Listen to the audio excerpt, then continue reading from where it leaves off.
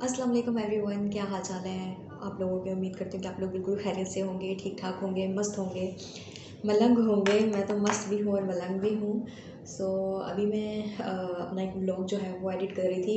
Every Sunday को मैंने record किया था, तो लैपटॉप के साथ कुछ इशू है, वो बार बार बंद हो जाता है, तो गर्म हो के पता नहीं क्यों इसके साथ इशू आ रहा है।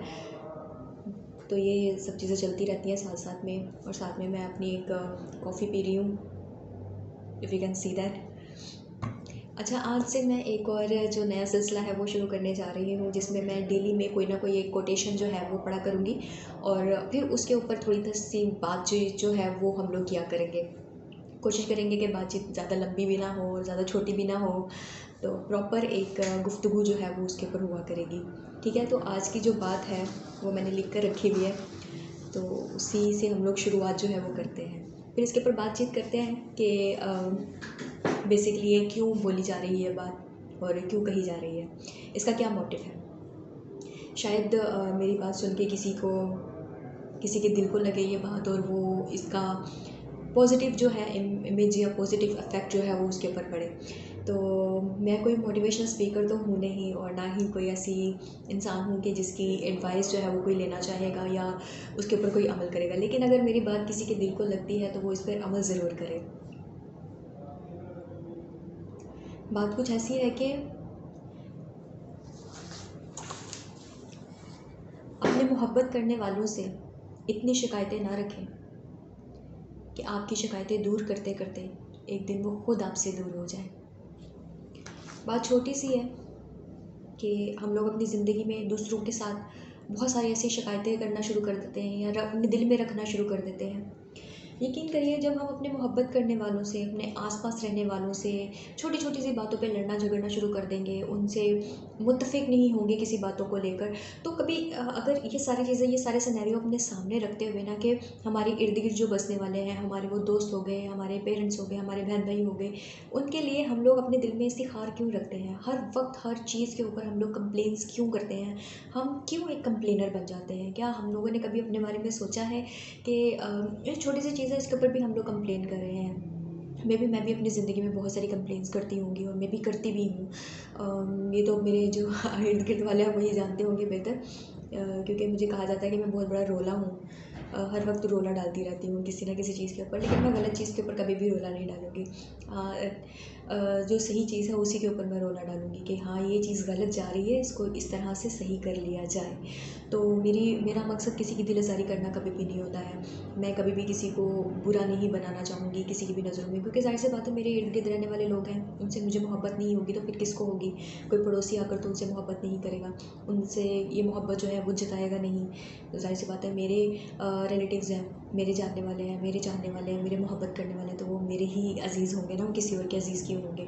और जेलसी फैक्टर मेरे में बड़ा है कि अगर कोई मेरे चाहने वालों को आकर के अपना मानना शुरू कर देगा, तो मैं उनसे लड़ना शुरू कर दूँगी कि क्यों भैया, ये तो मेरे हैं जानने वाले, आप कहाँ से आ गए बीच में।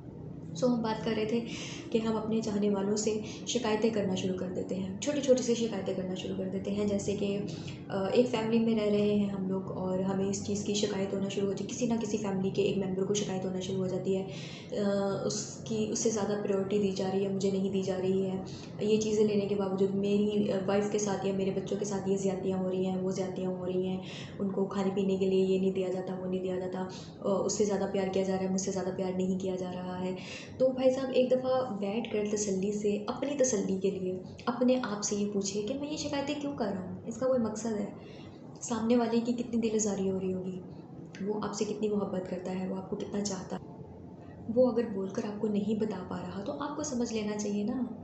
हमारे में इतनी समझ तो होनी चाहिए, इतनी दूरअंदेशी तो हम में होनी ही चाहिए ना, कि बात बात पे हम लोग कंप्लेंट्स कर रहे हैं। हम लोग इतने बड़े कंप्लेनर्स बन गए हुए हैं, मेरे साथ ये नहीं किया, मेरे साथ वो नहीं किया, ये ज़्यादती करती, वो ज़्यादती करती। अरे भाई, अपनी ज़्यादतियों का तो उजाला कीजिए, आप अपनी ज़्यादतियों को तो मुहासबा कीजिए। क्या है, आप क्या कर रहे हैं। आप दूसरों को खुश रख रहे हैं अपनी किसी बात से, अपनी किसी भी अमल से दूसरों को खुश करने की कोशिश कर रहे हैं। कोशिश करिए ना कि आपकी भी किसी बात से किसी की कोई दिलज़ारी ना हो। आप इतनी कंप्लेंट्स करेंगे, इतनी कंप्लेंट्स करेंगे, तो सामने वाला बोलेगा यार मैं तो कुछ भी कर लूँ, ये इन्होंने कभी खुश ही नहीं होना।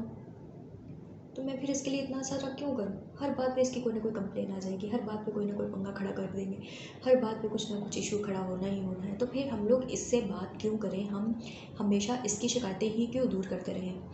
मुझे भी शिकायत रही है बहुत सारे लोगों से, और मैं जिसका इज़हार भी कर देती होती हूँ, लेकिन वो शिकायत बहुत ही आम सी है, बहुत ही वैलिड है कि हम आपके लिए इतना कितना करें, आपके लिए इतना कर दें, अपनी जान भी लुटा दें, अपनी जान भी मार देना, आप लोग खुश नहीं होते हो।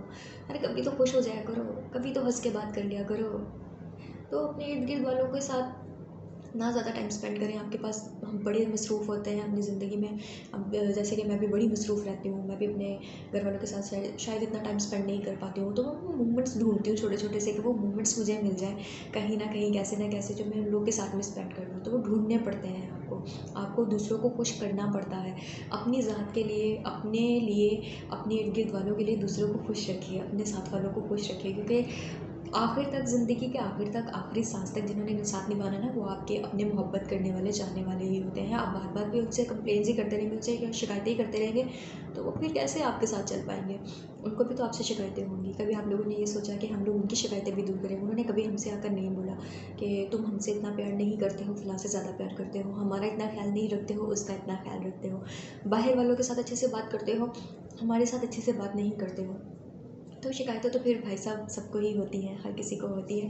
तो इन शिकायतों को कोशिश करिए कि दूर करें। हाँ, वक्त रहते हुए साथ में बैठकर बातचीत कर ली जाए तो वो ज़्यादा इजी होता है, आसान होता है एक दूसरे को समझना।